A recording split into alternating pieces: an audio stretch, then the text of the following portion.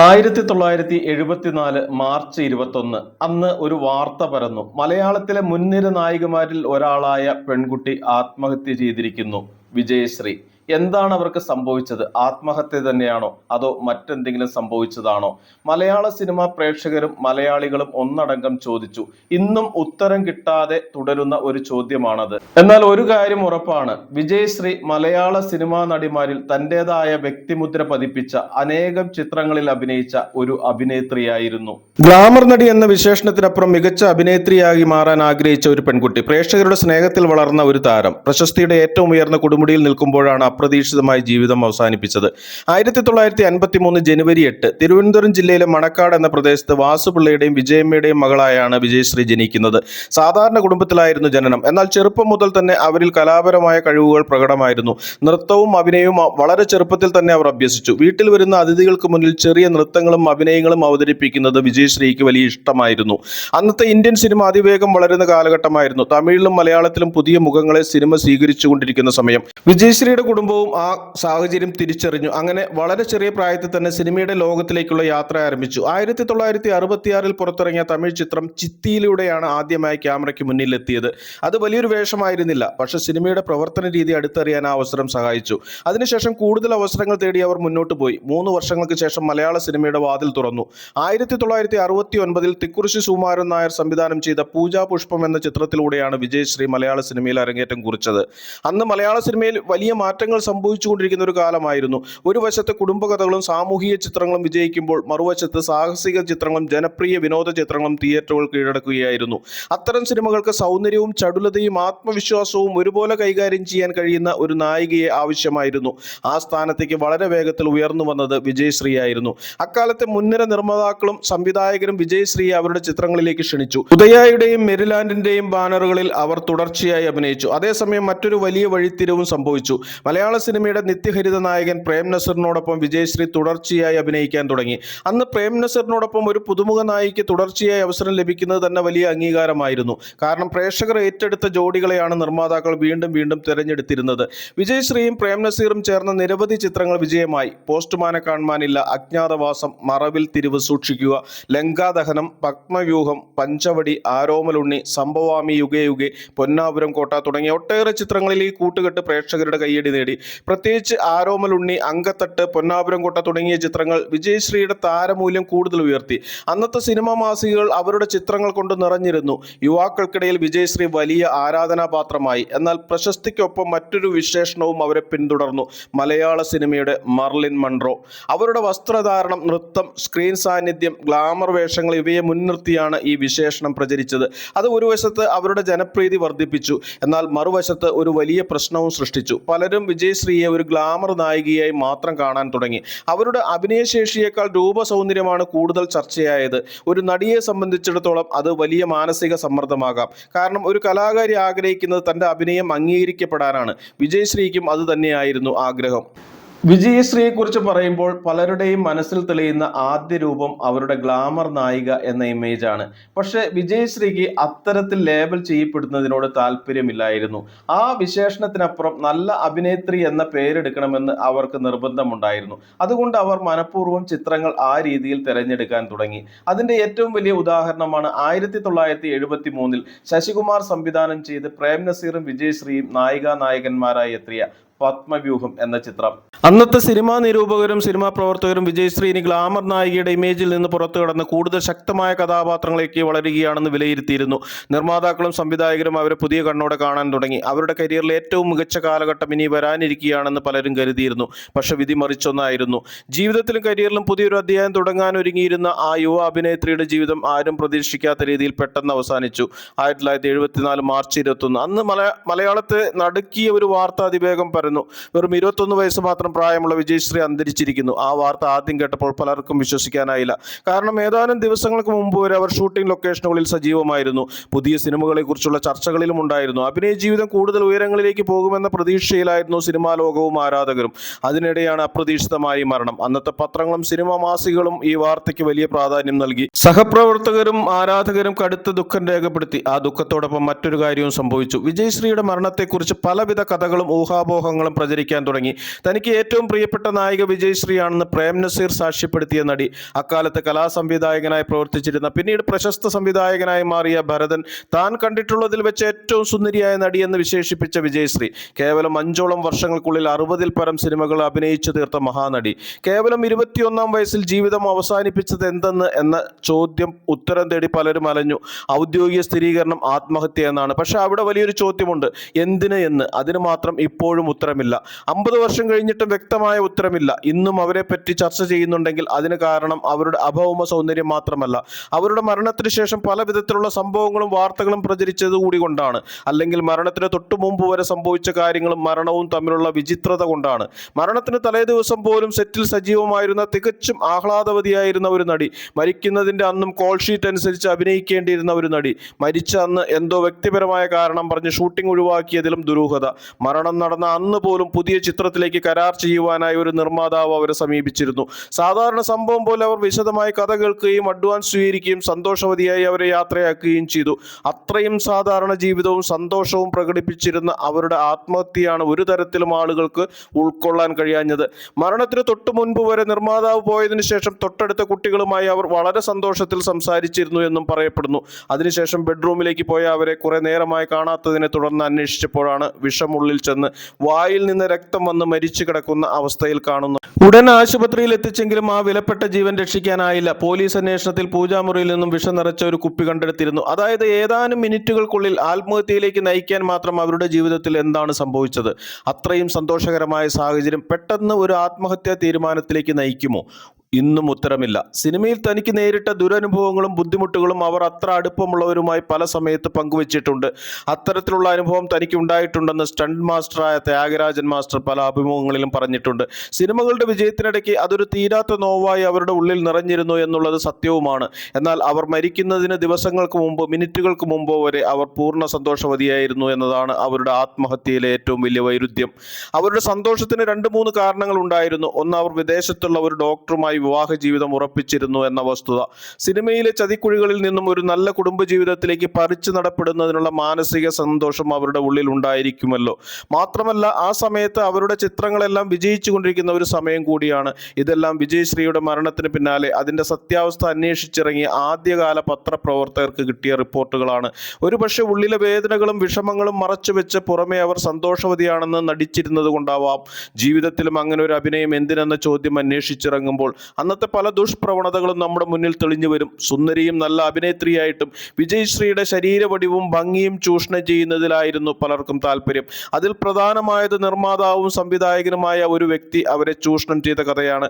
ഏതോ ഒരു ഹിന്ദി സിനിമയിലെ അതിക്രൂരമായ ബലാത്സംഗം കണ്ട് അതിലെ കച്ചവട സാധ്യത മനസ്സിലാക്കി അദ്ദേഹം ഒരു ചിത്രം പ്ലാൻ ചെയ്തു. ആ ചിത്രത്തിൽ നായികയായി അഭിനയിച്ച വിജയശ്രീയെ വില്ലൻ അതിക്രൂരമായി ബലാത്സംഗം ചെയ്യുന്ന സീനുകൾ ഉണ്ടായിരുന്നു. അവരുടെ അടിവസ്ത്രമടക്കം വലിച്ചു കീറി മനുഷ്യത്വരഹിതമായി ബലാത്കാരം ചെയ്യുന്ന സീനുകൾ അടങ്ങിയ ആ ചിത്രം അതുകൊണ്ട് തന്നെ വലിയ വിജയമായി. ആ കച്ചവട സാധ്യത ഒരു പടി കടന്ന് അദ്ദേഹം അടുത്ത ചിത്രത്തിൽ പ്ലാൻ ചെയ്തു. വടക്കൻ പാട്ടുകഥ. വടക്കൻ പാട്ടുകഥകളിലെ നായികമാർ അടിവസ്ത്രം ധരിക്കാൻ പാടില്ല. ആ യുക്തി എങ്ങനെ ഒരു സിനിമയുടെ വിജയശക്തിയാക്കി മാറ്റാമെന്ന് വിദഗ്ധമായി അദ്ദേഹം പ്ലാൻ ചെയ്തു. ആ സിനിമയിൽ ഒരു നദിയിൽ നായിക കുളിക്കുന്നതും നായകൻ അത് കാണുന്നതുമായ രംഗം തിരക്കഥയിൽ എഴുതി ചേർത്തു. സ്വാഭാവികമായും ചെറിയ കട്ടിയില്ലാത്ത തുണി കൊണ്ട് ശരീരം മറച്ച് പുഴയിൽ കുളിക്കുന്ന നായികയുടെ നഗ്നത പ്രേക്ഷകനെ ഹരം കൊള്ളിക്കുമെന്ന് അദ്ദേഹത്തിന് മനസ്സിലായി. അന്നത്തെ കാലമാണ് സംവിധായകന്റെയും നിർമ്മാതാവിന്റെയും ആജ്ഞകൾക്ക് മൂർച്ചയുള്ള കാലം. ആ ഗാനരംഗ ചിത്രീകരണത്തിനിടയ്ക്ക് ഒരിക്കൽ വെള്ളത്തിന്റെ ഒഴുക്കിൽപ്പെട്ട് അവരുടെ വസ്ത്രം പൂർണ്ണമായും നീങ്ങി. ഷൂട്ടിങ്ങിനിടയിലായതുകൊണ്ട് ആ രംഗങ്ങളെല്ലാം ക്യാമറയിൽ പതിഞ്ഞു. അവർ താണുകേണപേക്ഷിച്ചു, ആ രംഗങ്ങൾ സിനിമയിൽ വരരുത്, തന്റെ മാനം കളയരുതെന്ന്. വരില്ലെന്ന് അവരുടെ ഉറപ്പിലും അവൾക്ക് വിശ്വാസമില്ലായിരുന്നു. സെൻസർ ബോർഡ് പോലുള്ള കടമ്പകൾ മറികടന്ന് അത് വരില്ലെന്ന് അവളെ പലരും വിശ്വസിപ്പിച്ചു. എന്നാൽ ചിത്രം റിലീസായി. അവളുടെ നഗ്നരംഗങ്ങൾ തിരശീലയിൽ തെളിഞ്ഞു. ആളുകൾ അത് കാണാൻ വേണ്ടി മാത്രം തിയേറ്ററിലേക്ക് ഇടിച്ചു കയറി. ഒരു ഷോയ്ക്കും ടിക്കറ്റ് കിട്ടാനില്ലാത്ത അവസ്ഥ. അവർ ശക്തമായി പ്രതികരിച്ചു. അതിന്റെ അടിസ്ഥാനത്തിൽ മാത്രം ഒരാഴ്ചയ്ക്ക് ശേഷം ആ സീനുകൾ നീക്കം ചെയ്തു. കാണേണ്ടവർ എല്ലാം കാണേണ്ടതെല്ലാം അപ്പോഴേക്കും കണ്ടു കഴിഞ്ഞിരുന്നു. ഇത് ഒരു കച്ചവട തന്ത്രമാണ്. ഇതുവരെയുള്ളത് സത്യവുമായിരുന്നു. ഇതിനുശേഷം നടന്നതിന് ആധികാരികമായ തെളിവുകളില്ല. പിന്നീട് ഒരു കാര്യം നടന്നതായി പറയപ്പെടുന്നു. അവരുടെ പൂർണ്ണനഗ്നമായ ഈ രംഗങ്ങൾ ഉപയോഗിച്ച് നിർമ്മാതാവും സംവിധായകനുമായ വ്യക്തി അവരെ ബ്ലാക്ക് മെയിൽ ചെയ്തു ചെയ്തു എന്നതാണ് ആ കഥ. അതിലൊരു യുക്തിയുടെ പ്രശ്നമുണ്ട്. സിനിമ ഇറങ്ങി ഒരാഴ്ചയോളം തിയേറ്ററിൽ നേരിട്ട് പൊതുജനം കണ്ട ആ ക്ലിപ്പ് വെച്ച് പിന്നീട് അവരെ എങ്ങനെ ബ്ലാക്ക് മെയിൽ ചെയ്യും? ആരും കാണാത്തത് എന്തോ പുറത്തു വിടുമെന്ന് ഭീഷണിപ്പെടുത്തുമ്പോഴാണ് അത് ബ്ലാക്ക് മെയിലിംഗ് ആവുക. എന്തായാലും വിജയശ്രീ ആ കാലത്ത് സിനിമാ വാരികയ്ക്ക് നൽകിയ അഭിമുഖത്തിൽ ഈ ആരോപണം ഉന്നയിച്ചു. നിർമ്മാതാവും സംവിധായകനുമായ വ്യക്തി വാരികയ്ക്കെതിരെ കേസ് കൊടുത്തു. അത് വിജയശ്രീയെ വീണ്ടും അസ്വസ്ഥയാക്കി. നിർമ്മാതാവിനെതിരെ തിരിച്ച് കേസ് കൊടുക്കാനുള്ള ധൈര്യം അവൾക്കുണ്ടായില്ല. അത്തരത്തിൽ മുന്നോട്ട് പോയാൽ തനിക്ക് നേരിട്ടേക്കാവുന്ന പ്രശ്നങ്ങളും പ്രതിസന്ധികളും അവൾ മുന്നിൽ കണ്ടു. അത്തരമൊരു ആശങ്ക അടുപ്പമുള്ളവരോട് അവർ പങ്കിട്ടിരുന്നതായി പിന്നീട് പറയപ്പെട്ടിരുന്നു. നാളെ നല്ലൊരു കുടുംബജീവിതം നയിക്കേണ്ടി വരുമ്പോൾ ഇതെല്ലാം ഒരു തടസ്സമാകുമെന്ന ചിന്തയിൽ നിന്ന് അവൾ അത്തരം നടപടികളിൽ നിന്ന് പൂർണ്ണമായി പിൻവാങ്ങി. ഇവിടെ നമ്മൾ കാണേണ്ട മറ്റൊരു കാര്യം, അവർ തമ്മിൽ അത്ര വലിയ ശത്രുതയിലായിരുന്നു പിന്നീടെങ്കിൽ അവർ ഒരുമിച്ചുള്ള സിനിമ പിന്നീടും പുറത്തിറങ്ങിയിട്ടുണ്ട്. അതെങ്ങനെ സംഭവിക്കും? പ്രശ്നമുണ്ടായ സിനിമ ഇറങ്ങുന്നത് 1973 മാർച്ച് 30-നാണ്. എന്നാൽ അതേ വർഷം തന്നെ നിർമ്മാതാവും അതേ സംവിധായകനും ചേർന്ന് വിജയശ്രീ നായികയായ പാവങ്ങൾ പെണ്ണുങ്ങൾ എന്ന സിനിമ 6 മാസങ്ങൾക്ക് ശേഷം സെപ്റ്റംബറിൽ പുറത്തിറങ്ങി. അത്ര ശത്രുതയിലായിരുന്ന അവർ ഒരു സിനിമയ്ക്ക് വേണ്ടി വീണ്ടും ഒന്നിച്ചോ? തൻ്റെ ജീവിതം തകർത്തതെന്ന് പറയപ്പെടുന്ന ആ പ്രൊഡക്ഷൻ കമ്പനിയുമായി അവർക്ക് എങ്ങനെ വീണ്ടും സഹകരിക്കാൻ സാധിച്ചു? അതോ മാസങ്ങൾക്ക് മുമ്പ് ചിത്രീകരണം പൂർത്തിയായിരുന്ന സിനിമയായിരുന്നോ അത് എന്ന് വ്യക്തമല്ല. അന്നും വർഷങ്ങൾക്ക് ശേഷവും പ്രചരിപ്പിക്കപ്പെട്ട പല അഭ്യൂഹങ്ങളും വസ്തുതാപരമായി പരിശോധിക്കുമ്പോൾ യുക്തിക്ക് നിരക്കുന്നതല്ല. അന്ന് പ്രചരിപ്പിക്കപ്പെട്ട മറ്റൊരു അഭ്യൂഹം ഇങ്ങനെയായിരുന്നു: അവർക്ക് ആ കാലത്ത് ഒരു പ്രശസ്ത നിർമ്മാതാവായ അസീം ഭായിയുമായി പ്രേമബന്ധമുണ്ടായിരുന്നെന്നും ഈ നഗ്നത വിവാദത്തോടുകൂടി അയാൾ അത് ഉപേക്ഷിച്ചുവെന്നും അവർ തമ്മിലുള്ള ബന്ധം തകർന്നു എന്നുമാണ്. എന്നാൽ ഈ വിവാദ ചിത്രത്തിന് ശേഷം 9 മാസം കഴിഞ്ഞ് 1974 ജനുവരി 3-ന് അയാൾ നിർമ്മാതാവായി വിജയശ്രീ നായികയായ അങ്കത്തട്ട് റിലീസ് ചെയ്തു. ഇതെങ്ങനെ സംഭവിക്കും? മറ്റൊരു കാര്യം, ആ വിവാദ ചിത്രത്തിന് ശേഷം അതിൻ്റെ നിർമ്മാതാവിൻ്റെ ഇടപെടലിനെ തുടർന്ന് പ്രേം നസീർ പിന്നീട് വിജയശ്രീയുമായി സഹകരിച്ചില്ല എന്നുള്ളതാണ്. ആ സംഭവത്തിന് ശേഷം 9 മാസം കഴിഞ്ഞ് ഇറങ്ങിയ പത്മവ്യൂഹത്തിൽ പ്രേം നസീറും വിജയശ്രീയും നായികാനായകന്മാരായിരുന്നു. ചുരുക്കം പറഞ്ഞാൽ ആ വിവാദ ചിത്രത്തോടെ വിജയശ്രീയുടെ എതിർപക്ഷത്ത് നിന്നിരുന്നു എന്ന് പറയപ്പെടുന്ന ആളുകളെല്ലാം അവരുമായി അവരുടെ ആത്മഹത്യക്ക് തൊട്ടു മുമ്പ് വരെ സഹകരിച്ചതായിട്ടാണ് ചരിത്രം പറയുന്നത്. ഇനി അവരുടെ മരണകാര്യത്തെപ്പറ്റി പ്രചരിപ്പിക്കപ്പെട്ട മറ്റൊരു അഭ്യൂഹം, മരണ ദിവസം പുതിയൊരു ചിത്രത്തിൽ കരാർ ഒപ്പിടാൻ ഒരു നിർമ്മാതാവ് വന്ന കാര്യം മുൻപ് സൂചിപ്പിച്ചിരുന്നല്ലോ. ആ വന്നവരുടെ കൂട്ടത്തിൽ ഒരാൾ വിജയശ്രീക്ക് വിഷം കലർന്ന പാനീയം കുടിക്കാൻ നൽകിയെന്നും അത് കഴിച്ചതാണ് അവരുടെ മരണകാരണമെന്നും പറയപ്പെടുന്നു. പോസ്റ്റ്മോർട്ടം റിപ്പോർട്ടിൽ വിഷം ഉള്ളിൽ ചെന്നാണ് മരിച്ചിരിക്കുന്നത്. എന്നാൽ അവർക്ക് ബലമായി വിഷം നൽകിയതിൻ്റെ ലക്ഷണങ്ങൾ ഇല്ലതാനും. ആരെങ്കിലും സൗഹൃദത്തിൽ വിഷം കലർത്തിയ പാനീയം കൊടുത്തതാണെങ്കിൽ ബലപ്രയോഗത്തിലൂടെ അത് കുടിപ്പിച്ചതായി കാണുകയുമില്ല. ഇതെല്ലാമായിരുന്നു ആ വാദത്തിന്റെ അടിസ്ഥാനം. വിഷം കൊടുത്തിയാൽ സൂത്രത്തിൽ പൂജാമുറിയിൽ വിഷം നിറച്ച കുപ്പി വയ്ക്കുകയും ചെയ്തിരുന്നു അത്രേ. അതിലും വല്ലാത്ത പൊരുത്തക്കേടുകൾ തോന്നുന്നു. ഒന്നാമത്, അതിഥിയായി വന്നവർ ആതിഥേയക്ക് പാനീയം കുടിക്കാൻ കൊടുക്കുന്നതിലെ അസ്വാഭാവികത. ഇനി അവിടെ ഒരു ആഘോഷപരമായ അന്തരീക്ഷത്തിൽ ഡ്രിങ്ക്സ് ഷെയറിംഗ് നടന്നിട്ടുണ്ട് എന്ന് തന്നെ വെക്കുക. അവർ പോയതിനു ശേഷം വിജയശ്രീ അടുത്ത വീട്ടിലെ കുട്ടികളുമായി ദീർഘനേരം സംസാരിച്ചതിന് ശേഷമാണ് മുറിയിലേക്ക് പോയതെന്ന് പറയപ്പെടുന്നു. വിഷം കഴിച്ച ഒരാൾക്ക് അത്രയും നേരം സ്വാഭാവികമായി സംസാരിച്ചു നിൽക്കാൻ കഴിയുമോ? ഇനി അവർ കൊടുത്ത പാനീയം അവർ പോയതിനു ശേഷം കുട്ടികളുമായി സംസാരിച്ചതിന് ശേഷം മുറിയിൽ പോയി കഴിച്ചു എന്ന് പറയുന്നതിലും യുക്തിയില്ലായ്മയില്ലേ?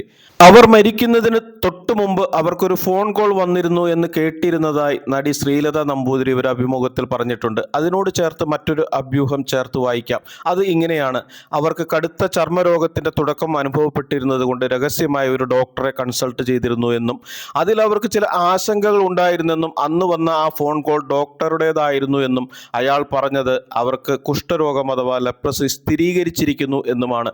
50 വർഷം മുമ്പ് കുഷ്ഠരോഗത്തിന് ഫലപ്രദമായ ചികിത്സ ഇല്ലാതിരുന്ന കാലഘട്ടമാണ്. മാത്രമല്ല, വിജയശ്രീയെ പോലുള്ള അത്ര ശരീര സൗന്ദര്യമുള്ള ഒരു നടിക്ക് താങ്ങാൻ കഴിയുന്നതിലും വലിയ വാർത്തയാണത്. സത്യമാണെങ്കിൽ പെട്ടെന്നുള്ള പ്രകോപനത്തിൽ അവർ ആത്മഹത്യ ചെയ്യണമെങ്കിൽ അതിനെ ന്യായീകരിക്കുന്ന തീർത്തും ജെനുവിനായിട്ടുള്ള ഒരു കാര്യമാണത്.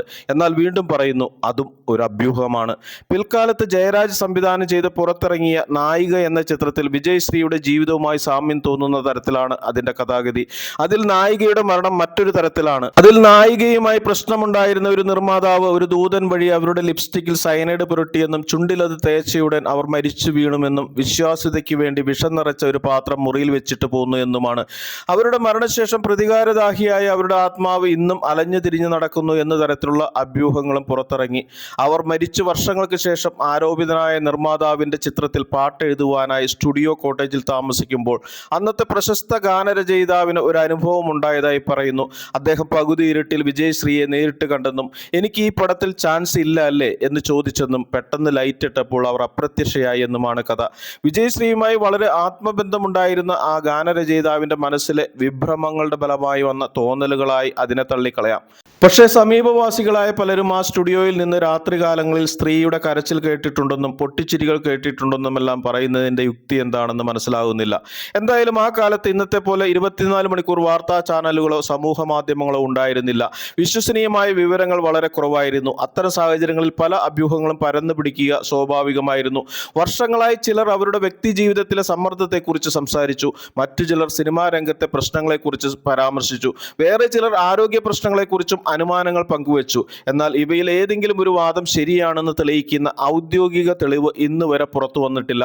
അതുകൊണ്ട് തന്നെ വിജയശ്രീയുടെ മരണകാരണത്തെക്കുറിച്ച് ഇന്ന് നമുക്ക് ഉറപ്പോടെ പറയാൻ കഴിയുന്നത് വളരെ പരിമിതമായ കാര്യങ്ങളാണ്. ചരിത്രകാരന്മാരും സിനിമാ ഗവേഷകരും പൊതുവെ പറയുന്ന ഒരു കാര്യം ഇതാണ്: വസ്തുതകളും അഭ്യൂഹങ്ങളും തമ്മിലുള്ള അതിർത്തി മായുമ്പോൾ യഥാർത്ഥ ചരിത്രം കണ്ടെത്തുക വളരെ പ്രയാസമാണ്. വിജയശ്രീയുടെ കാര്യത്തിലും അത് തന്നെയാണ് സംഭവിച്ചത്. അവരുടെ മരണത്തെക്കുറിച്ചുള്ള അനവധി കഥകൾ കാലക്രമേണ പ്രചരിച്ചു. പക്ഷെ അവയെ ചരിത്ര സത്യങ്ങളായി സ്വീകരിക്കാൻ ആവശ്യമായ തെളിവുകൾ ലഭ്യമായിട്ടില്ല. എന്നിരുന്നാലും ഒരു യാഥാർത്ഥ്യം നിഷേധിക്കാനാവില്ല. വിജയശ്രീയുടെ മരണം മലയാള സിനിമയ്ക്ക് വലിയ ആഘാതമായിരുന്നു. അന്ന് അവർ അഭിനയിച്ചു കൊണ്ടിരുന്ന ചില സിനിമകൾ പൂർത്തിയായിരുന്നില്ല. മരണശേഷം അവയിലെ ചിത്രീകരണങ്ങളും നിർമ്മാണ പ്രവർത്തനങ്ങളും പുതിയ വെല്ലുവിളികൾ നേരിട്ടു. പിന്നീട് യൗവനം, വണ്ടിക്കാരി എന്നീ ചിത്രങ്ങളുമായി ബന്ധപ്പെട്ട നിർമ്മാണ നടപടികൾ പൂർത്തിയാക്കി ചിത്രം പുറത്തിറക്കാൻ ശ്രമിച്ചു. ആ ചിത്രം പ്രേക്ഷകർ ഏറ്റെടുക്കുകയും ശ്രദ്ധ നേടുകയും ചെയ്തു. ജീവിച്ചിരുന്നപ്പോൾ ലഭിച്ച ജനപ്രീതി മരണശേഷവും കുറഞ്ഞില്ല. മറിച്ച് അകാലത്തിൽ വിട പറഞ്ഞ ഒരു യുവതാരമെന്ന നിലയിൽ വിജയശ്രീയെക്കുറിച്ചുള്ള കൗതുകം കൂടുതൽ വർദ്ധിച്ചു. കാലം കടന്നുപോയെങ്കിലും ഇന്നും സിനിമാ പ്രേമികൾ ഒരേ ചോദ്യം ചോദിക്കാറുണ്ട്: ഇനി കുറച്ചു കാലം കൂടി ജീവിച്ചിരുന്നെങ്കിൽ വിജയശ്രീ മലയാള സിനിമയിൽ എത്ര ഉയരങ്ങളിലെത്തുമായിരുന്നുവെന്ന്. കാലം കടന്നുപോയി. മലയാള സിനിമയിൽ പുതിയ തലമുറകൾ വന്നു. പുതിയ നായികമാർ ഉയർന്നു വന്നു. എന്നാൽ വിജയശ്രീ എന്ന പേര് ഇപ്പോഴും ഓർത്തുകൊണ്ടിരിക്കുന്നു. അത് അവരുടെ അകാല മരണം കൊണ്ട് മാത്രമല്ല, അവർ ഉണ്ടാക്കിയെടുത്ത സ്വാധീനം കൊണ്ടുകൂടിയാണ്. ആ അനധിസാധാരണ പ്രതിഭയ്ക്ക് മുന്നിൽ ആദരാഞ്ജലികൾ. ഈ വീഡിയോ നിങ്ങൾക്ക് ഇഷ്ടമായെങ്കിൽ ലൈക്ക് ചെയ്യാനും ഷെയർ ചെയ്യാനും മറക്കരുത്. ഇതിഹാസ താരങ്ങളെക്കുറിച്ചുള്ള ഡോക്യുമെന്ററികൾ തുടർന്ന് കാണുന്നതിന് വേണ്ടി ചാനൽ സബ്സ്ക്രൈബ് ചെയ്യുക.